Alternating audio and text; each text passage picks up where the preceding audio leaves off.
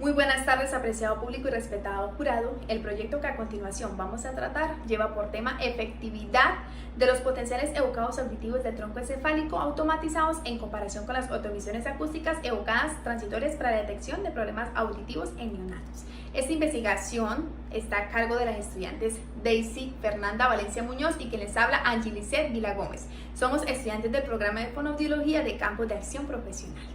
Nuestra investigación tiene una bitácora que está conformada por introducción, métodos, resultados, análisis y discusión, conclusiones, referencias bibliográficas y por último agradecimientos. A continuación les voy a hablar sobre la introducción y los métodos y por último en agradecimientos. Introducción.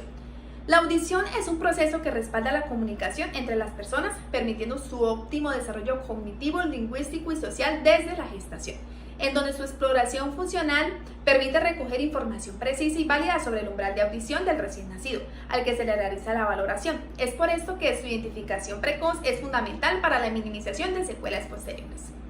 La realización de pruebas auditivas que permiten la valoración funcional de la audición van a ayudar a clarificar el diagnóstico y el pronóstico general de la pérdida auditiva.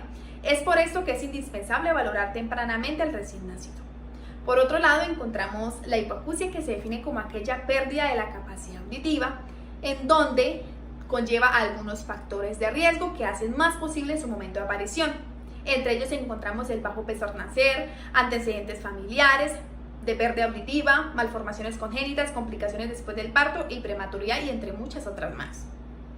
En Colombia, según el Departamento Nacional de Estadística, DANE, se encontró una prevalencia de discapacidad auditiva en 5 por cada 1000 habitantes, de los cuales el 8.22% corresponden a una población entre los 0 y los 14 años.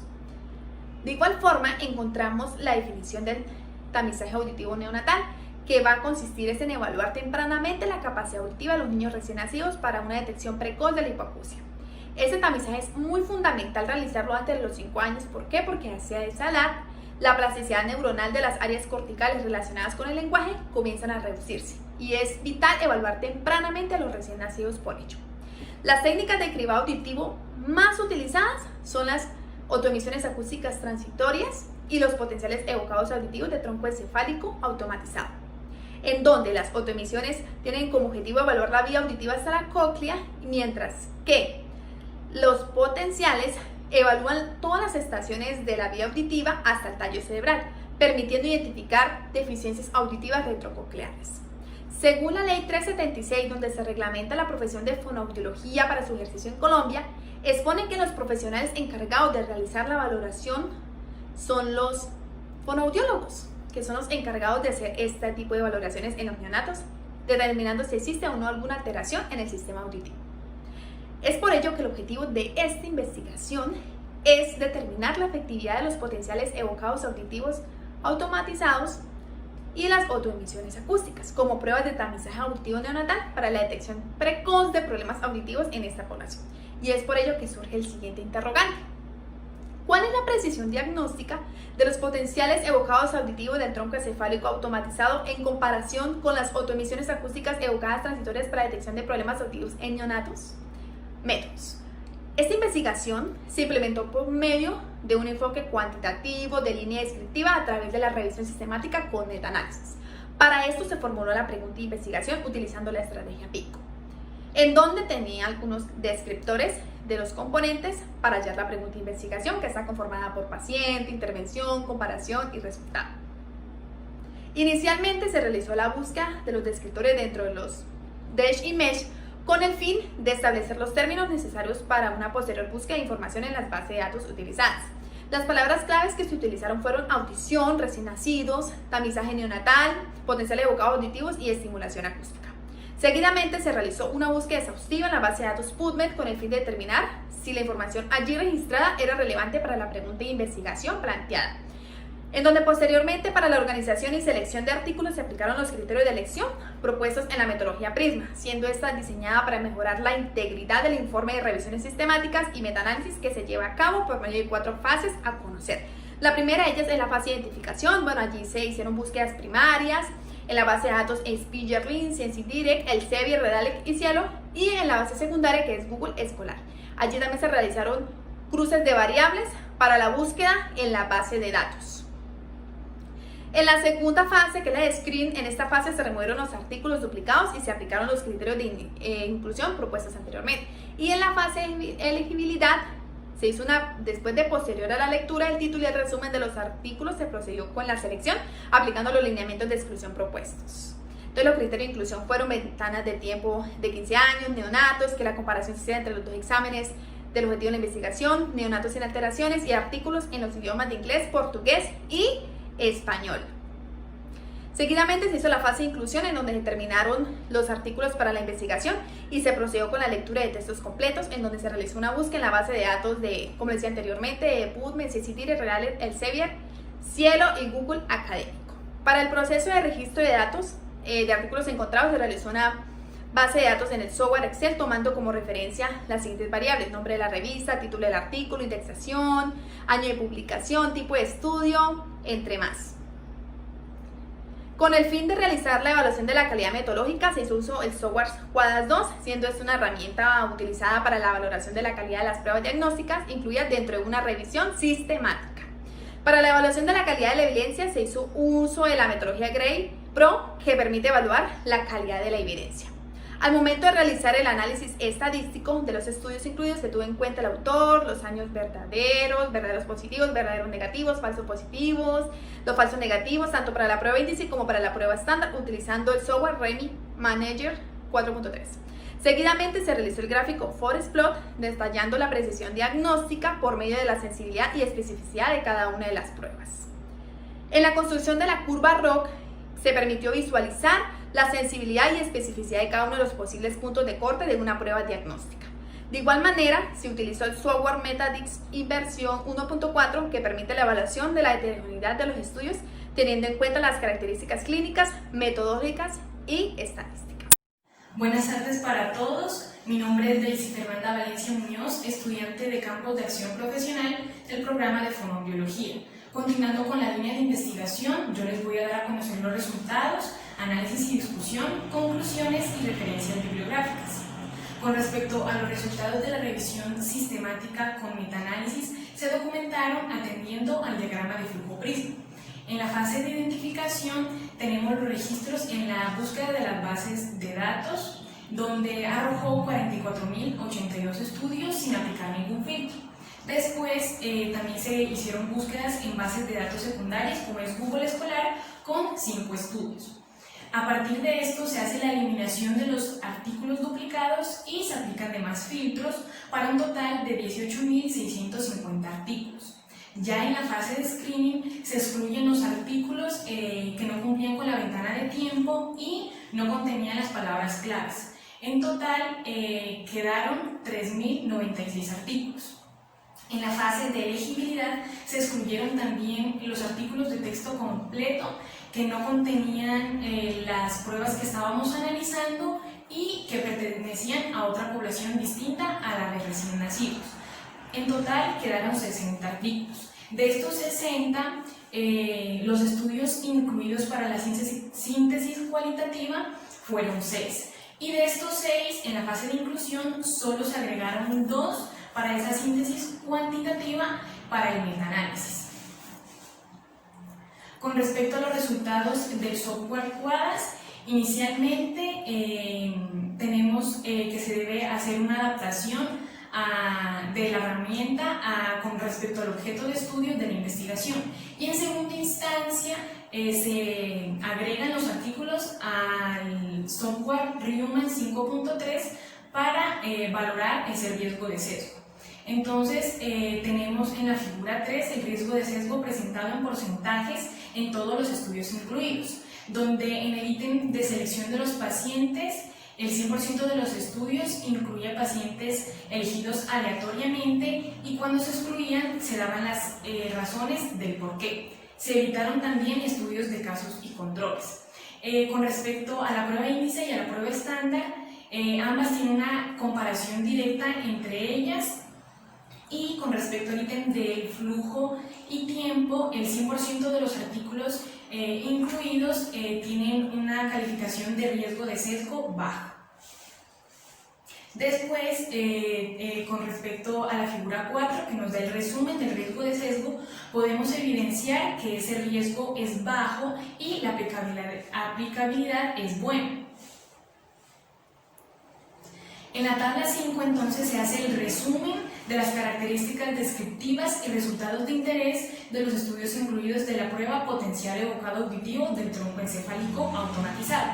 Aquí se hace una descripción de ambos estudios, también se tiene en cuenta los participantes, cómo se hace la evaluación complementaria y el procedimiento que se utiliza al aplicar la prueba. Con respecto a los resultados de la tabla 6, tenemos entonces el resumen de las características descriptivas y resultados de interés de los estudios incluidos de la prueba de emisiones acústicas evocadas transitorias. De igual manera, aquí se nombra el autor, el año y el país del estudio, los participantes con y sin hipoacusia, cómo se lleva a cabo la evaluación complementaria y el procedimiento que llevan a cabo los profesionales que aplican estas pruebas. Los procedimientos fueron aplicados por fonoaudiólogos, otorrinolaringólogos y enfermeros, teniendo en cuenta las pautas del Comité Conjunto sobre la Audición Infantil. Ya en la tabla 7 tenemos el resumen de hallazgos y de la evidencia GRED. Aquí tenemos TP, verdaderos positivos, FN, falsos negativos, TN, verdaderos negativos y FP, falsos positivos. Con respecto a las autoemisiones acústicas evocadas transitorias, estas muestran una sensibilidad de 0.89 y una especificidad de 0.83. Y en el potencial auditivo del tronco encefálico automatizado, la sensibilidad fue de 0.90 y una especificidad de 0.81. Con respecto a la prevalencia de hipoacusia de los participantes fue de 7.4. Entonces, tenemos que el GRED Pro evaluó un efecto por 1000 pacientes evaluados. Entonces, aquí tenemos los números de estudio fueron 2, los pacientes 446, el diseño del estudio fue de tipo cohorte, el riesgo de sesgo, la evidencia indirecta, la inconsistencia y la imprecisión no fueron serias y no hubo ningún sesgo de publicación. Aquí entonces tenemos los pacientes con hipoacusia en las autoemisiones acústicas fueron 66 y en los potenciales evocados fueron 67, es decir, un verdadero positivo menos que en las autoemisiones.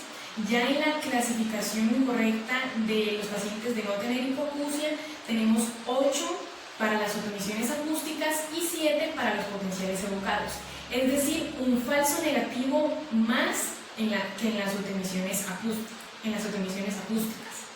Después tenemos los pacientes sin hipoacusia. Aquí hay 769 en las autoemisiones acústicas y 750 en los potenciales auditivos, es decir, 19 verdaderos negativos más en las autoemisiones acústicas. Ya en la clasificación incorrecta de pacientes con hipoacusia tenemos 157 en las autoemisiones acústicas y 87 en los potenciales auditivos. Eso quiere decir que hay 19 falsos positivos menos que en las autoemisiones acústicas. En la figura 5 se da la representación a través del forest plot de los valores del metaanálisis para sensibilidad y especificidad de la prueba índice comparado con la prueba estándar. La prueba estándar, que son los potenciales evocados, a nivel general su heterogeneidad fue baja o casi nula, con un Cochrane Q de 1,96 y un índice de inconsistencia de 49.5.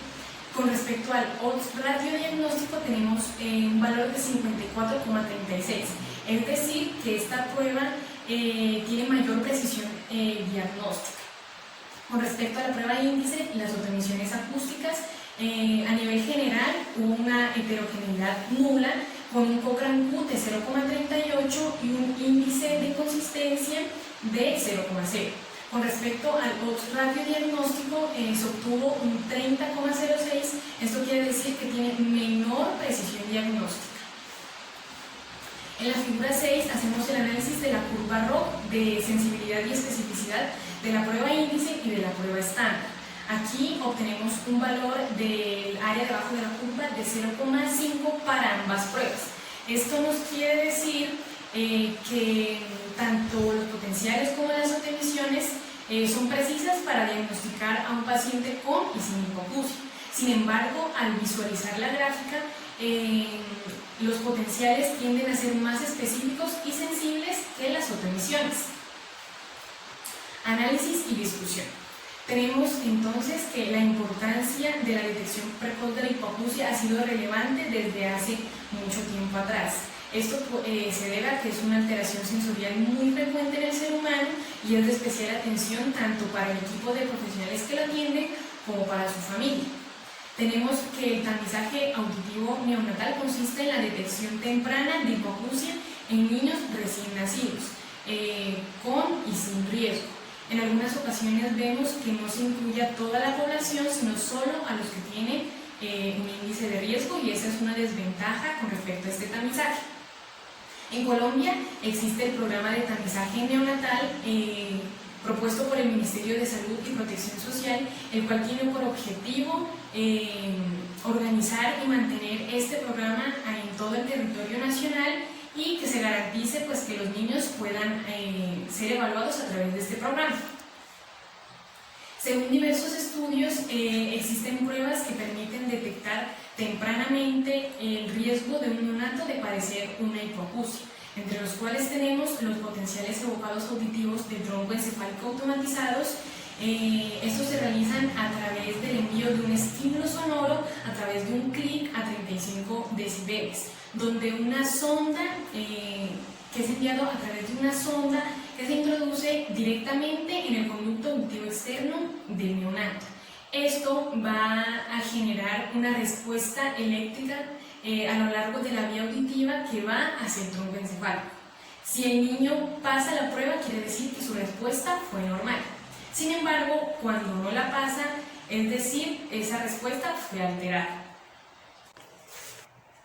Con relación a las autoemisiones acústicas evocadas transitorias, aquí se hace la recolección de las respuestas de las células ciliadas externas, las cuales se hacen a través de una sonda por clic que es emitido por un micrófono a través de un receptor colocado en el conducto auditivo externo del neonato.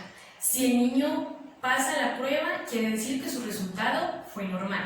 Sin embargo, hay que tener en cuenta dos posibles situaciones. La primera es que si el neonato tiene factor de riesgo de padecer una hipoacusia, se deben valorar dentro de un mes con el otorrinolaringólogo, y a partir de esto semestralmente se valorará hasta que adquiera su lenguaje. Cuando el niño no pasa la prueba, no pasa el screening, se debe realizar a la semana otra vez la aplicación de las autoemisiones acústicas. Si el niño tiene un resultado de pasa para la prueba, quiere decir que la respuesta fue normal para ambos oídos. Y si no, se deberá hacer el seguimiento con el otorrinolaringólogo y hacer la aplicación de los potenciales evocados auditivos para descartar esa sospecha de hipoacusia. Con relación a los estudios de la prueba estándar, estos demuestran ser más heterogéneos en comparación a la prueba índice. Esto puede deberse a que los procedimientos y los instrumentos utilizados para la valoración de los neonatos en ambos estudios fueron distintos. Sin embargo, esa heterogeneidad fue mínima. Con respecto al análisis de la curva ROC para ambas pruebas, pues tenemos que esa área debajo de la curva fue de 0,5. Esto puede deberse a que el número de estudios incluidos fue escaso y entonces no permite evidenciar una diferencia significativa entre ambas pruebas. Sin embargo, al visualizar la gráfica de la curva ROC, tenemos que los potenciales evocados auditivos del tronco encefálico es la prueba con mayor precisión diagnóstica en comparación con las autoemisiones acústicas evocadas transitorias. Es importante mencionar las limitaciones encontradas en el desarrollo de esta investigación. entre las cuales podemos mencionar la escasa información sobre el objeto de estudio de la investigación, los tipos de estudio de los artículos incluidos no permitían realizar una valoración para un estudio de revisión metaanalítica, la heterogeneidad en la inclusión y exclusión de los pacientes sin tener en cuenta sus factores de riesgo, datos sociodemográficos, si habían factores de riesgo en la familia, antecedentes familiares, también si había alguna malformación genética, entre otros. El abordaje del ser humano permite el reconocimiento de la salud y del bienestar auditivo comunicativo como un derecho a la salud y también hace parte de un derecho social y cultural de cada individuo. A través de la Ley 1980 del 26 de julio de 2019, emanada por el Ministerio de Salud y Protección Social, garantiza la aplicación obligatoria y gratuita del tamizaje auditivo a todo recién nacido, el cual permite detectar precozmente a los neonatos con o sin riesgo de padecer una hipoacusia. A partir de esto, entonces, es importante mencionar el rol del fonoaudiólogo en la realización de estas pruebas auditivas, ya que este es el profesional idóneo y capacitado para hacer la valoración de los recién nacidos desde el área específica de la audiología. También es importante mencionar la relevancia que tiene el apoyo del equipo interdisciplinario para la aplicación de estas pruebas, ya que permite realizar un abordaje tanto al neonato como a su familia. Como principales conclusiones tenemos que la prueba de referencia estándar mostró ser la prueba más robusta para la detección temprana de pérdidas auditivas en neonatos, puesto que tiene una mayor precisión diagnóstica y tiende a ser más sensible en comparación con la prueba índice. El fonoaudiólogo especialista en el área de audiología es el profesional idóneo y capacitado para evaluar de forma eficaz la audición neonatal y determinar un diagnóstico certero.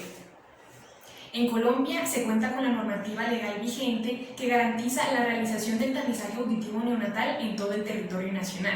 Sin embargo, algunos centros de salud no cuentan con ese profesional capacitado para llevar a cabo las valoraciones auditivas necesarias. Finalmente, nuestras referencias bibliográficas. Muchas gracias.